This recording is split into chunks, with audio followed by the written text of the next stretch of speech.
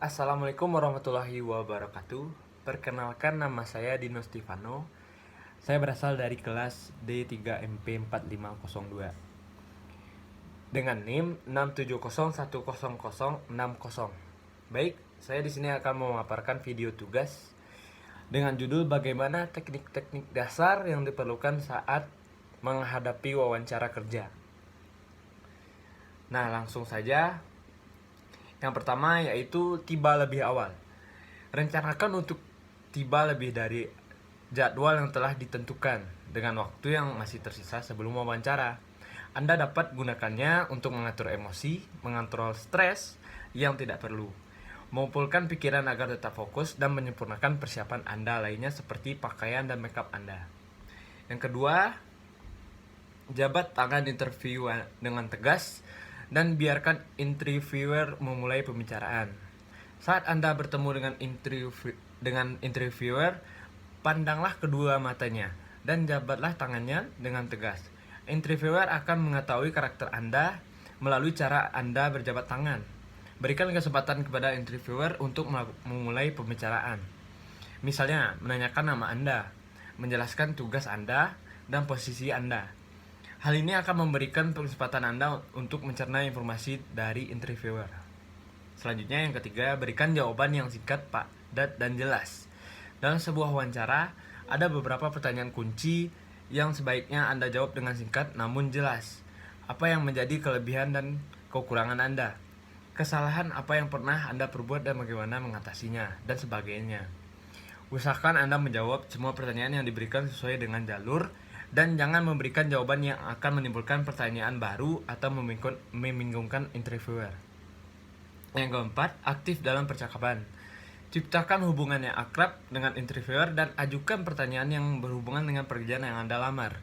Misalnya, peraturan perusahaan, kebijaksanaan perusahaan yang Anda dapatkan jika diterima untuk bekerja, seperti tunjangan hari raya, jam sostek, dan lain-lain. Yang kelima, tetap rendah hati. Walaupun Anda sudah cukup berpengalaman, terapkanlah sikap rendah hati. Jangan sampai Anda meremehkan persyaratan dan pertanyaan yang diberikan oleh interviewer. Jawab pertanyaan dengan senyuman dan jawaban yang mengesankan. Sikap rendah hati akan sangat disukai walaupun Anda sudah mempunyai segudang pengalaman kerja, karena hal inilah yang mencerminkan sikap Anda nantinya jika Anda diterima untuk bekerja. Yang keenam, perlihatkan minat dan semangat. Ekspresi wajah Anda akan sangat berpengaruh pada kesan interviewer terhadap Anda. Ekspresi yang monoton tidak akan membuat interviewer berminat dan yakin akan kemampuan Anda. Ceritakan tentang pengalaman Anda yang telah Anda jalani dengan ekspresi yang bersemangat, dan yakinkan interviewer bahwa Anda akan sukses melakukan pekerjaan yang baru nantinya berkat pengalaman di masa lalu. Yang ketujuh, menetapkan harapan Anda. Pada umumnya, sebelum dilakukan wawancara, Anda harus dilakukan mengisi formulir interview yang berisikan informasi tambahan yang dibutuhkan oleh perusahaan untuk menyeleksi kandidatnya, termasuk salari dan fasilitas yang diharapkan. Jangan mematok harga yang tidak rasional. Lebih bijak jika Anda mengukur terlebih dahulu kemampuan Anda, bukan mengikuti keinginan Anda. Lalu simpulkan seberapa layak Anda mendapatkan salary dan fasilitas jika Anda diterima untuk bekerja di perusahaan tersebut. Jangan lupa untuk mencari informasi standar salary perusahaan dari karyawan, internet, dan beberapa buku panduan lainnya. Contohnya untuk standar gaji lulusan S1, D3, SMA, sederajat, dan sebagainya. Lebih banyak informasi yang Anda dapatkan akan lebih mematangkan persiapan Anda untuk mewawancara. Kedelapan, jangan menceritakan kelemahan perusahaan sebelumnya. Ada beberapa interviewer yang memancing peserta wawancara untuk mencari celah agar Anda menceritakan kelemahan perusahaan di mana Anda bekerja sebelumnya.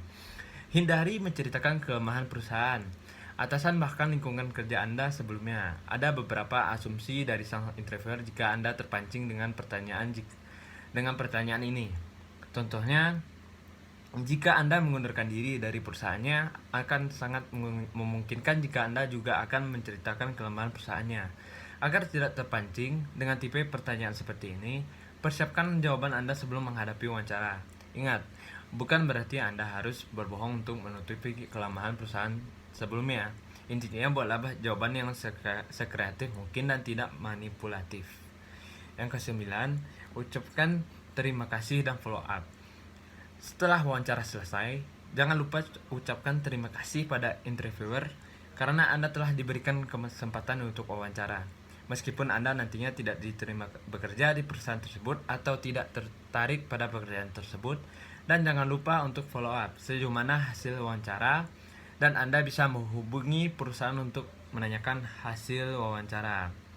Nah, tips dari ini, Anda harus berjiwa besar jika Anda tidak diterima untuk bekerja. Tetapi setidaknya Anda mendapatkan pengalaman dari ilmu dari wawancara tersebut, sehingga Anda akan mempunyai gambaran dan dapat mengantisipasi apa yang akan terjadi di kemudian hari jika Anda menghadapi wawancara. Sekian dari saya, apabila ada kekurangan dan kesalahan mohon dimaafkan. Assalamualaikum warahmatullahi wabarakatuh.